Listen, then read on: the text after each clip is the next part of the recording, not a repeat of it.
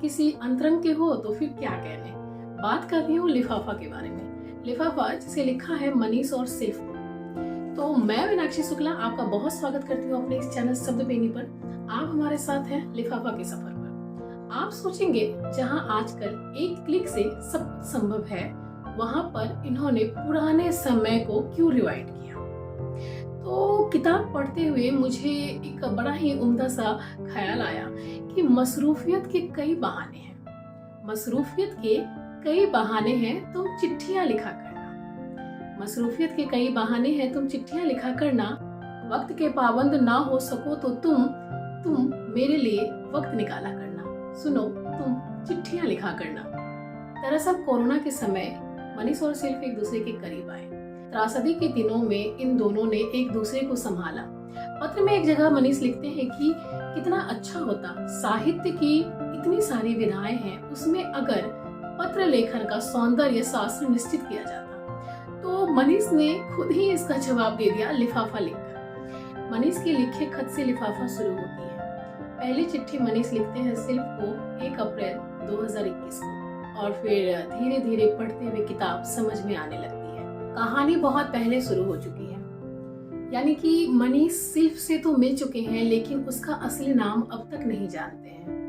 मगर दिल हार बैठे हैं मोहतरमा की नीली आंखों में। खतों में लिखे मजनून बताने लगे हैं कि मनीष किस कदर सिल्फ को चाहने लगे। वहीं सिल्फ बेहद सुलझी हुई और जहीन लगी। उम्र का फासला भी फलांग भर का लगा। जहाँ मनीष के खतों में शब्दों की जादूगरी दिखी, दुनिया भर के साहित्य का दर्शन दिखा, खुद से त्रस्त और उखड़ा हुआ इंसान दिखा कि अंदर का शैतान बड़े बड़े नुकीले नाखूनों से छू ले तो गहरी खरोच जिस्म पर उगटे। उससे तड़पती कुलबुलाती पेट की अतरियां दिखी। हाँ, सिल्फ ने बड़े प्यार से संभाला मनीष को, और जहाँ सिल्फ कोरोना की चपेट में आती है, वहाँ मनीष के शब्दों ने सिल्फ को संभाल लिया। एक बात तो है, तमाम दुनियादारी बनावटी चेहरों से भला एक वो शख्स जो सारी गैर जरूरी चीजों को भी अहमियत में रखता है, समझता है और जीने को क्या चाहिए। इसमें आप किताब पढ़ेंगे तो अनुभव करेंगे कि दुनिया आज भी कितनी खूबसूरत है, इन्हीं खूबसूरत लोगों की वजह से। फैज साहब का लिखा हुआ एक बहुत ही खूबसूरत नज्म है कि वो लोग बहुत खुशकिस्मत थे जो इश्क को काम समझते थे। खत की खूबसूरती ऐसे शब्दों की कारीगरी पर फिदा हुआ जाता है कि सिल्फ के खतों में उर्दू इश्क आपकी जुबान पर भी चढ़ता चला जाता है। दोनों एक दूसरे को वक्त और जज्बात के हिसाब से नाम दे दिया करते हैं। जैसे लिखते हैं कि दिल्ली की बेगम, उर्दू की बेटी, मिट्टी ज़दा, जम्मू का किराएदार, कत्थई आंखों वाला लड़का, और भी बहुत सारे नाम। बड़े साहस का काम होता है अपने लिखे निजी पत्रों को किताब की शक्ल दे देना, जिसमें शीशे का झरोखा है, इसलिए किताब और भी दिलचस्प हुई। चलिए आगे बताते हैं कि और क्या मिला मुझे। भूमिका या प्रकथन में कहीं भी स्पष्ट नहीं है कि खत एक दूसरे को कैसे मिले, और कोरोना काल में डाकिया कहाँ घर घर फिरेंगे। तो जाहिर सी बात है कि खत दोनों ने एक दूसरे को मेल किए। खतों के अलावा कुछ एक जगहों पर संवाद को भी शामिल किया गया है ताकि किताब पढ़ते हुए तारतम्यता न टूटे।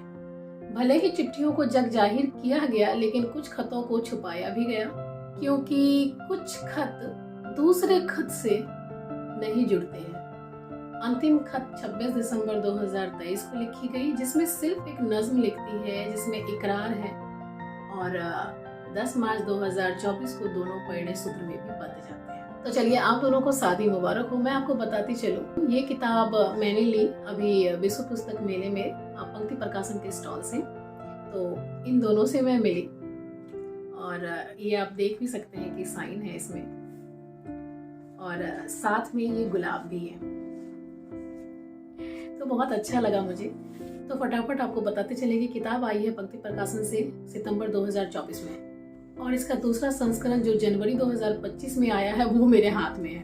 तो आप समझिए किताब बहुत तेजी से बिक रही है। इसकी पायरेटेड कॉपी भी आई है, लेकिन आप देख समझ के खरीदिएगा। ये इसकी ओरिजिनल कॉपी है। किताब का मूल्य 249 रुपए है। ये आपको आसानी से अमेजन, फ्लिपकार्ट पर मिल जाएगी, यहाँ तक कि पंक्ति प्रकाशन से भी आपको मिल जाएगी।